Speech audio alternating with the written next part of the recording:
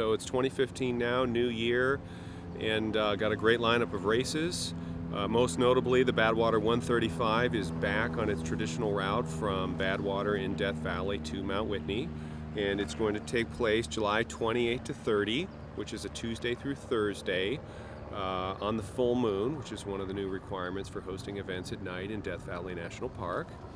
And so we're stoked on that, and we actually start taking applications on January 19 until February 2 only. So it's an invitational race, and we take 100 runners, and usually we have about 20 to 25 countries represented and 20 to 25 American states. But we'll find out, who's applying starting on the 19th.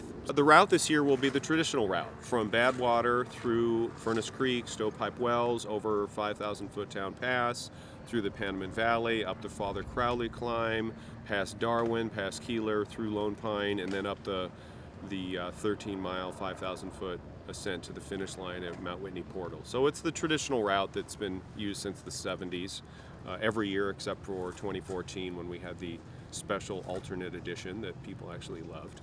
In 2014, the National Park Service conducted their safety review of sporting events in the park. And at the conclusion of that process, they released a 73-page document which details all of the new rules and regulations for hosting sports events in the park. So, for example, only one support vehicle, not two, and never more than 2 crew members on the other side of the road, meaning the side that the runners run on. Things like that, just to minimize the footprint of the event, minimize the number of times that people are going back and forth across the highway, and just maximize safety. So, we will rise to the occasion as event promoters in the same way that the athletes do, and we'll host the world's toughest foot race in July.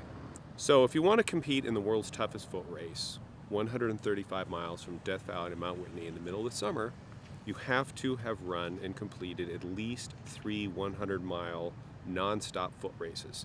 Those stage races, very cool, but they don't count. So got to be 3 100-milers with official finish, and then you can throw your hat in the ring.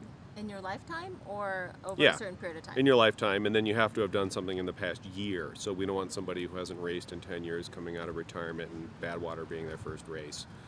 So yeah, those are the standards. And then if people have crewed at the race, that can be helpful on their application or been on the race staff.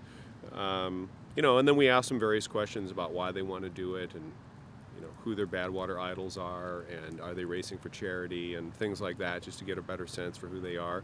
And then we select a field.